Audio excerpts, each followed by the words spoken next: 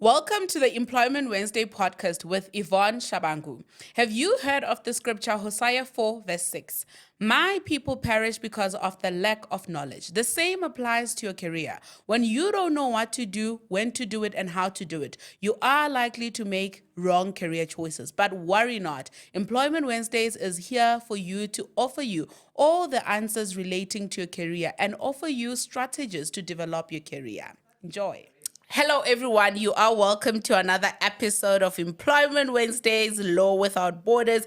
And today I'm seated with one of my favorites. We date back from like the days of COVID-19, where we're having these Employment Wednesdays conversations on Instagram Lives. Like, thank goodness for social media, actually.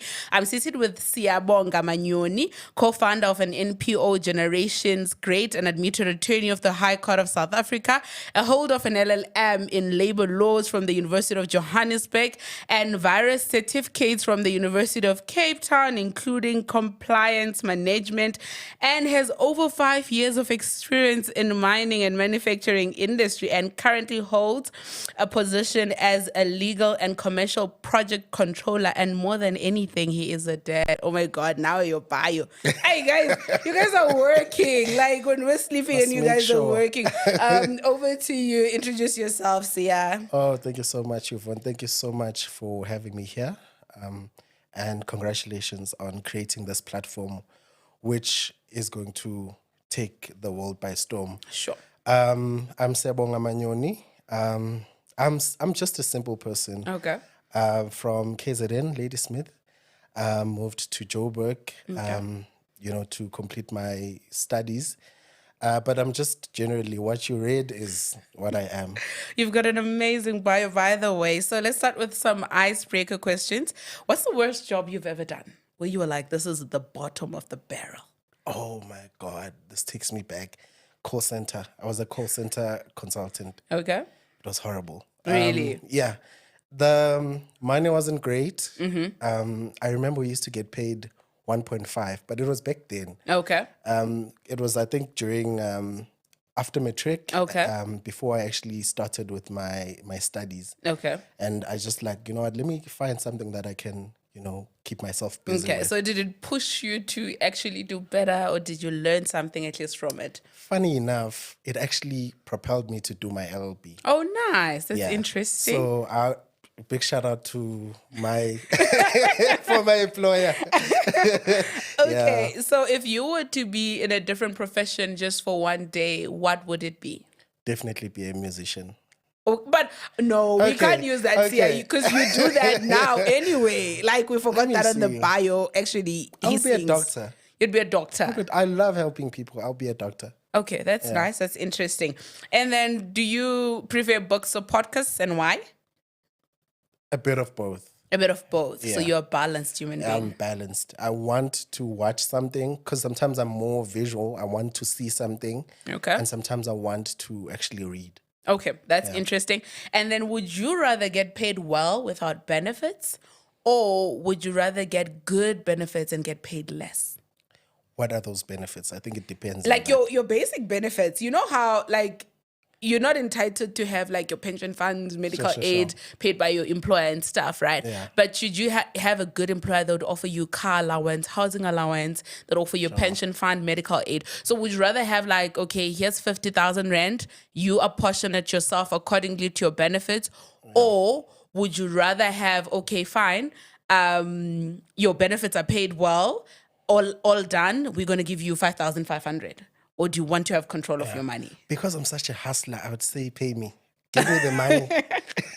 Okay, that's interesting. Okay, so your role is quite interesting, right? Because this is the first time I actually hear about such a role. So what does a legal and commercial project controller do?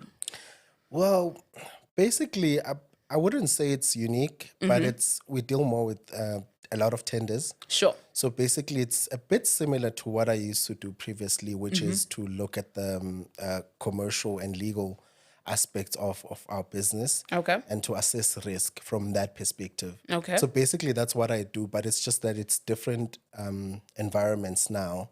So obviously, the risk assessment would be a bit different. Yeah. Okay. Yeah. So are there any other people in your position that actually do the same job but are not admitted attorneys, or is it a requirement for you to be an admitted attorney?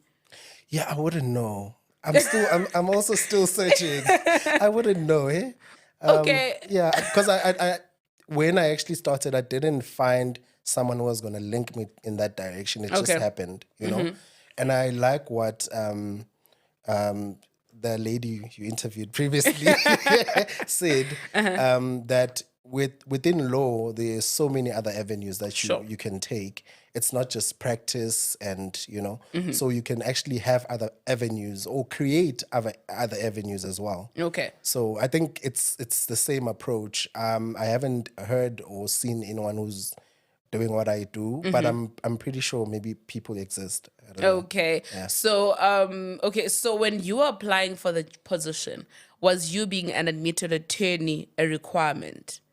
Or they just said LLB post like what were the requirements when you were applying for the job? I think what they wanted was someone who's competent, who can review contracts. Okay. I think someone who has obviously the legal background. They didn't really specify Okay. as to whether you need to be admitted or not. Or not. Okay. But it was just like you need to have these this background, or you need to have such skills. Okay. So why did you leave practice? And why would you prefer in-house as opposed to practice, or vice versa? I think over the years, because I think practice is what draws us in. Because Okay. we all want to wear robes, go to court, Sure. have those bags, that lawyers carry. Yes. But I think once you get inside, you see the struggles and you see how hard it is, not really hard, challenging. But I soon realized that no, you know what, I'm a family oriented person. I love my family. I love to have my time. And with practice, it's kind You of don't have time. you're You're enslaved to your job. I hate to say this, but I think it's even a global thing, because I was reading Sure. The Light We Carry by Michelle Obama, and she says one of the reasons why she left corporate or practice in general was because of the billables. It's like you just have to keep on putting hours on hours. If you're not putting hours, then you're not Correct. doing what's right. So also I see that you did a virus certifications, right? Would you say, were you compelled to do those certifications, or were you trying to make yourself attractive, and how has that helped you? I think for me, I never really do something to make myself attractive. I do Okay. something because I find it interesting. Okay. And it helps, because it also makes you attractive. Okay. I think my mantra is do whatever makes you feel interested. Okay. If you're interested, then you are interesting. Okay. Oh, So, okay. If you're interested, then you're then you are interesting. interesting, Okay, you know? so if you're not interested, you can't expect other people to be interested. Exactly. Okay. So it was very intentional. I was like, oh, so there's this aspect of my career that I lack, and Okay. I want to learn more about it. Okay. And I was like, actually, no, I need to educate myself. Okay. And then that's why I actually did those certificates. It was not really because I wanted to secure employment, but it was I wanted to actually gain knowledge and expertise in that area. Okay. Nice. That's interesting. So would you say you recommend that people further their studies? Definitely. If that's the direction you want to take, not just further your studies for the sake of furthering Not for your vibes. not for vibes. But if it's something that you align with, most importantly, it's something that you find interesting, and you can see that in future you will need, that particular skill, then go for it. Yeah. All right, that's interesting. So would you say, how was it looking for articles? Was the search easier? Was it harder? Were you well informed or well prepared for it? Articles, ne? It was very hard. Okay. I think a lot of people relate because, like you said, you are in your fourth year, and then people are just like, hey, I'm going to go work for whoever, and then you're like, oh, I haven't actually applied, Sure. So not a lot of people who are doing the LLB, especially in the lower years, would have knowledge. So it was very difficult for me because even when I graduated, I still was unemployed. I didn't have anywhere else to go. And then I did luckily, I found someone who actually advised me to apply for a specific, for a role. It was more admin than, Okay. articles. And then I got in, proved myself, then got articles. But Within that very same place. within that very same place. Because like I said, I'm a hustler. I'm like, I want to go in. I want to have one leg in and then I can figure it out. And then I got in, got that job, and then I was like, okay, bills are there. And I'm just like, yeah, this 1.5 won't work. It's not It's make not sure. enough. Yeah. And then I looked for other places as well, and then I got other law firms as well. Okay. So then you seeded your articles. Then I seeded my articles. Okay. That's why it actually took longer for me to get admitted because of that session. Oh, that session. Okay, no, that's really interesting. I think it also teaches the people at home that you don't have to be narrow-minded to say, if I'm not going to get articles at a big firm, I'm not going to do it, because knowing the firm that you ended up working at, I'm just like, oh my, God has favorites, comparing to where you come from. So it's imperative to actually just do something. I always encourage people to do something. And when you do something, like that blessing or that job will meet you somewhere. Because imagine you became creative in trying to find articles because you're like, okay, I'm not getting articles, but let me do admin. And you were able to be seen to actually say, okay, let's offer you something. Then you elevated and did something better. Yeah. And then and also just to note, it's very important to start with what you have. Sure. Don't take it for granted. Okay. With that chance that you have that is very small, you don't need a bigger platform. You don't need this world stage for you to be best at what you do. Start with something small, and then you'll see God will do the rest. Okay, just polish up what you have and show up as best as you can. And knowing what you know now, would you have went in-house straight? Well, I don't think so, because I didn't know anything about in-house. No, I'm saying knowing what. Let's say now you now have information, right? Sure. You have access to information. You've watched and listened to Employment Wednesdays, and now you know that there's different areas of things that you can do. Yeah. Would you say you would have still went ahead and searched for articles, or would you say you would have considered to directly go in-house as opposed to taking a longer route? I would definitely go in-house. Straight up. Straight out. But now the requirement is also you need to be admitted. But it's not for everyone. You see, I think that's another misnomer I'm trying to dismantle, right? It's not, even if they say you're required to be an admitted attorney, you need to be smart and creative about these things. Sure. Most of these companies, like I know big banks, right, when they say you must be admitted, you go way around, go do a graduate program. Yeah. Once you're inside, they are more willing to take you as a legal advisor, as a COO, or whatever the case may be. So you just need to make sure that you're creative about it. Don't just want to start from the top. Obviously, they're not taking like a legal advisor who doesn't have any background. You need to show some like proof, right? Correct. Yeah, what was the turning point of your career path that made you say, you know what, I'm not going to do this practice thing. I'm going to start looking for other places? Because I note that you actually moved around a bit. Yeah. Not a bit. Quite Not a lot. No, this is my third move. It's not a lot.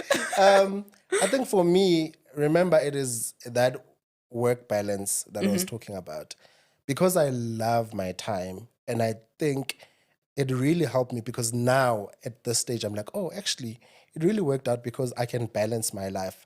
I can spend time with my kid. I can spend time with my friends. I can spend time working on my organization. I can do a whole lot of other things, with that time. Because I realized time really is like your biggest, it's very valuable. Yes, like it's your biggest commodity. You understand? So I realized, no, with practice, I can't do this. I can't keep up. I mean, my sleeping patterns changed, because I used to come back around 11, and by 5 I'm awake. And it actually had a toll on me physically, because when I got my other employment, I'm not going to mention names, I struggled to fall asleep, and because it was very difficult for me to get into that routine of an 8-hour sleep or sufficient sleep, So I think I realized, no, I can't sacrifice my well-being for my job. Okay. No, I hear you. So basically, to people that love their time, or love their lives or want a holistic, balanced way of doing things, I think it's highly recommended that you go in-house as opposed to practice, or plan to go to practice for a short period whilst you're building up yourself and creating a name for yourself, so that when you go in-house, it's actually easy. But yeah. And also, just maybe to highlight this fact, it's not every in-house that would allow you that flexibility. Sure. So you also need to check different industries. Background and say, check, yes. And be like, oh, okay, for this is what I need. That's why it's very important to network. So that you actually Yes. get the inside info as to what that role requires of you and what is it that you need to also learn. Because you can actually tell a lot by the conversation that you would have with that person who's in that position. Because they'll ask you relevant questions like, what is your day? What does your day look like? And Sure. what is it that you want to gain from this experience? Okay. And then, so it's not every like fraternity within this legal sphere that would give you that flexibility. So Sure. you need to do your background check. Yeah. Okay. Do you need any certifications for your job position, or you haven't had to do any? I actually haven't had to do any. I think what I've done during my previous employment was enough. And I think also we need to get to a space where people are competent because they are competent. Yes. Not because the certificate. Yes, you're brings piling you. certificates. Yeah. Yes. You have an LLB, you're an admitted attorney. Work with that. Like, start with that. Yes. Yeah. No, I love that, because another thing that leads to unemployment is the fact that many people are being hired because of certifications, whilst people that actually have the experience or people that are willing to learn are being left out because they don't have paper to prove it. Right. So how would you say COVID-19 shaped up your career or changed it? COVID-19 did a lot. I think for me, it made me realize that I could actually do a lot with my time.